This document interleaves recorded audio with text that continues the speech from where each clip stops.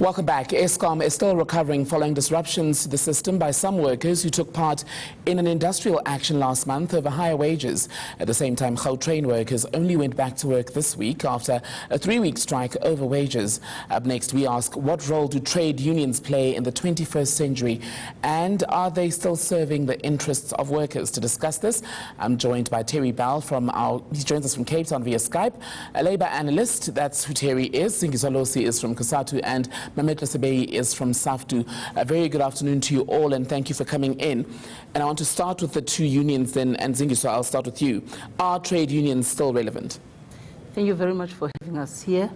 Indeed, trade unions are more relevant. And the reason why I'm saying it is just exactly what you have just read now about the Eskom as just one example. Had it not been for trade unions at Eskom, and their being there, the employer would have still remained at 0%, and those workers would not have had the power to push the employer to move if they were not organized. So it is just one simple example of how relevant trade unions are even now during this time. Matt, I want to bring you in here. Zingiswa speaks of how workers at Eskom were now able to negotiate some sort of deal after the company had said it wouldn't pay any increases for the year. But when you look at trends as far as labor strikes are concerned, they seem to be getting longer. So employers appear to be holding out much longer. Does that speak to a weakened position from unions? No. In actual fact, what it speaks to is the desperation on the part of the capitalist class to offload the burden of the economic crisis, which now we are almost 10 years into it since the Great Recession of 2008-2009. And of course, what has been a feature of this crisis has been the determination on the part of the capitalist class to make the working class to pay, to offload the full burden of the crisis on the workers. And that has been in the form of restructuring at workplace, leading to massive retrenchments, cutting benefits, but also a savage austerity across society and the economy. And it is that desperation on the part of the capitalist class to defend their profits, but also on the part of the workers as well to defend their right to a decent work that has defined the character, a very prolonged, the bitter character of the struggles that have taken place across the economy. And I'm saying that it is, of course, bad for the union that we are not back into the slavery of an apartheid wages and working conditions.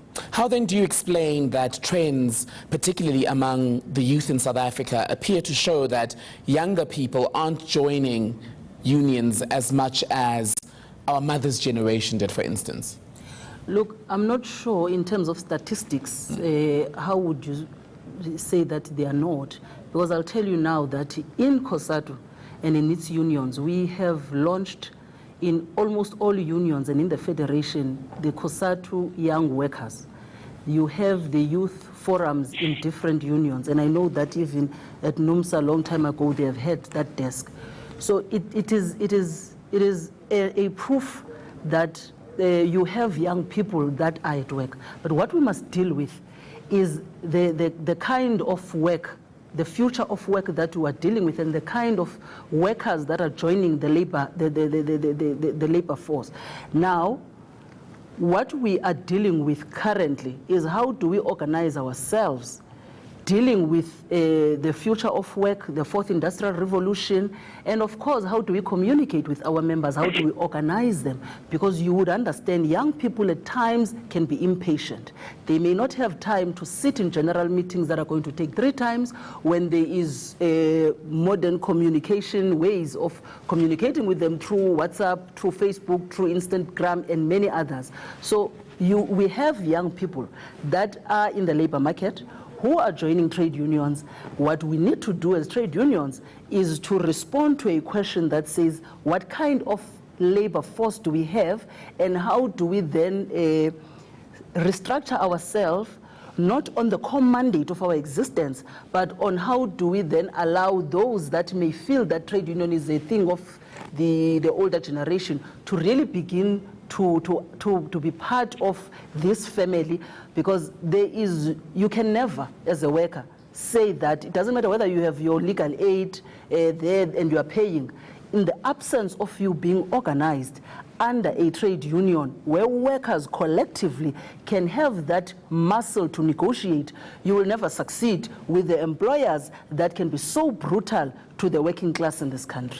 Let's see if we can bring in Terry Bell, Labour analyst. He's Skyping in from Cape Town. So Terry, listening to Zingiswa, the issue here appears to be, with young people at least, that there's an impatience with the processes that labour unions follow in trying to resolve labour disputes. Is that the reality, or have unions simply become useless? Not at all. I mean, the thing is, there's nothing new in what is happening now. We're in an economic crisis, not just in South Africa, but globally. And in a situation like that, where we have, according to the ILO's latest figures, 195 million unemployed people who will never work again, we do have a major crisis. We've made our problems in this country, I would say, with involvements politically, etc., which need to be resolved. The union movement is today weaker than it has been for many years. It's fragmented for all sorts of reasons, primarily political. And the point is that they have to now get together, because there has never been a time, I think, whenever there's a crisis in the economy, the people who have to pay for it tend to be the ordinary working people. And this is exactly what's happening now. Whenever you hear of the word austerity, let's all pull together, tighten our belts, that's a nonsense. What it boils down to is that the poorest of the poor are the ones who end up having to pay. And it's a time like that that unions are more important than ever. At the same time, it's much more difficult, given a huge army of unemployed, to organize. Let's bring you in here, Mametlwe. Protracted industrial action. People say it's very easy for you as union leaders to say to workers, let's stay away until the employer gives in. But at the end of the day, when no work, no pay kicks in, union bosses still get their wages, but the workers suffer. So is that not selfish of you to draw it out at the expense of your members? In actual fact, it would be very selfish if the trade union movement failed to fight and defend the conditions of members, because it is not, it's always employers. And I mean, if you look at, because these are, things that people are not talking about. Over 60% of wages in this country are determined unilaterally by employers without involvement of the workers and the trade union movement. In those sectors, the workers are in poverty, are in slave wages. Contrary to the logic and the propaganda of the likes of the free market foundations that will create work, it has not done that. But I also think that there's an argument to be made to challenge the point that was made by Comrade Lungisa here. Because the point is that this crisis comes against the background of the neoliberal restructuring, which has seen majority of young people who have joined the industry in the past decade and a half and so, employed in outsourced labor broking and other precarious forms of employment that makes unionization difficult. But also, most importantly, it is how the trade union movement has responded to that crisis. And I think in particular, her federation must take responsibility, because it is their continued support for the government that has overseen restructuring of the economy, that has casualized, jobs of many workers, that has made sure that bosses are able to restructure the industry at expense of the security of employment, at expense of the decency of work and the living wages. That has landed us in this crisis. And obviously, the young generations of workers who have no memory of the heroic role of Cosatu in the 80s and so on, have no reason to be joining these particular unions. And that is the reason that we've taken the bold step that we have taken in building SAFTU as the fighting alternative that will give a confidence, particularly to the young workers, that we are, as a trade union movement, prepared to reverse the logic of the restructuring, of casualization, of outsourcing, of labor broking, of poverty wages. And we are, of course, prepared more than that to fight for the full emancipation of the working class which for us means a conquest of political power, expropriation of the capitalist class through a nationalization of the key sectors of the economy under a democratic control and management of the workers, so that the wealth in the economy, the enormous wealth that is a product of the sweat and the blood of the workers, benefit the workers and the working class through provision of basic services like public housing, public education, public health, and all the things that are necessary to make a living wage a reality and better life for all. Let's bring in Cosatu. The reality is that, Zingiswa, you have become unattractive as Cosatu because of your relationship with the ANC, and a constant criticism is that you have sold out workers in your preoccupation with ANC politics. Are you at this point able to admit that being part of the tripartite alliance has in some way hampered you and that you took your eyes off the ball, essentially? I would not agree. And the reason why I would not agree, it is because the relationship between Cosatu, the African National Congress, and the Communist Party has been there way before even the democratic dispensation in our country. And it can't be that those that were within Cosatu had left Cosatu and they were championing the support of the African National Congress, seeing that now they're out of the federation, will be the ones that begin all of a sudden to see that that relationship is a wrong relationship. Cosatu is very clear. We are in alliance with the African National Congress. We are not an affiliate of the ANC. It is Cosatu that led negotiations at Netlec, where we have ensured that when government moved away without the processes at Netlec on the issue of the comprehensive social security, we said that issue must come back even when it was already signed. It went back to Netlec. We were also dealing with the issue of the national minimum wage. And when we dealt with the issue of the national minimum wage, I must also say that those that left Cosatu were the ones, when Cosatu was still dealing with this issue at the level of Netlec, they were part of those negotiations.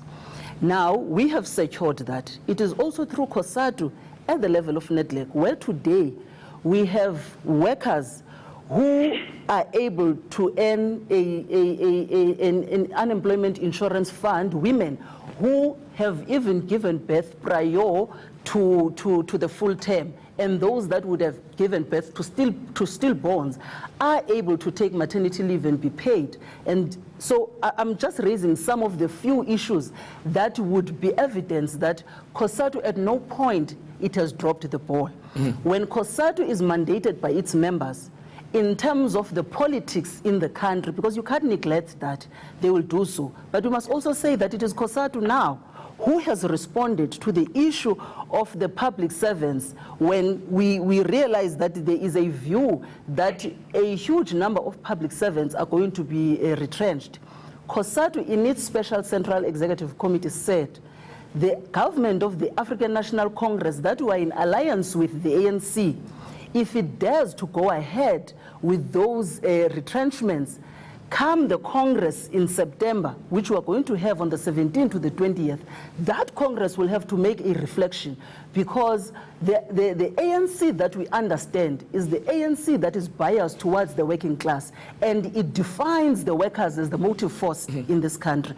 So we have a relationship with the ANC that does not deter Cosatu from its mandate. Remember, we are just like any other organization. We go to Congress, we take resolutions, we take mandate, we go and implement. Let's put that to Terry Bell. I want to bring you back in here, Terry, Labour analyst joining us on Skype from Cape Town. Cosatu has constantly had to defend itself against this criticism that it's sold out to politics because of its alliance with the ANC.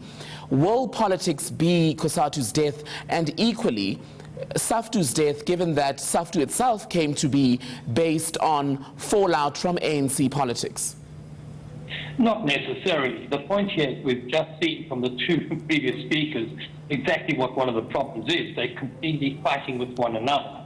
The point is that from 1996 onward, when the entire labour movement came together and put forward a macroeconomic policy, social equity and job creation, and then the government came in and said no, and put in a completely opposite thing. You had a situation where you were talking in terms of redistribution leading to growth, which is the union position, or growth leading to redistribution, which is that trickle-down theory. that is known clearly as neoliberalism. At that stage, Cosatu stayed in there, and that's what disrupted the entire situation. As Zingiswa has now said, they go ahead with the 30,000 retrenchments over 3 years. The point is there have been many, many instances where the Cosatu position and the SACP position for that matter, and many of the SACP senior members, such as Tulis Kaisi, etc., Sinthena Zokwana, have been senior members of Cosatu who then moved seamlessly into governments, ministers, etc. It's been a conveyor belt situation which has developed. I'm not saying that the other unions are necessarily perfect, not at all. We have a bureaucratization of the union movement throughout this country, which needs to be looked at. We need to go back. All sides talk about going back to basics. They need to go back to basics, to the idea of shop floor organization, genuine shop floor organization, not the sort of thing manipulated from above, using money from investment companies, etc. It's a complex issue. Hopefully, however, the union movement can get out of this bickering and can get together, because it is desperately needed at this stage that we have a coherent policy within unions and we have unity. After all, the old slogan always was, one is workers' unity and evermore shall be so. Let us hope that that's the case. All right, Terry Bell, Labour analyst, joining us from Cape Town via Skype. Thank you. We live in hope. Zingiswa Losi from Cosatu, thank you for your time. Mametlwe Sebei from SAFTU, thank you to you as well for coming in. And that has been our discussion on the future of labour unions in South Africa in the 21st century. Will they survive as the workforce becomes younger and younger?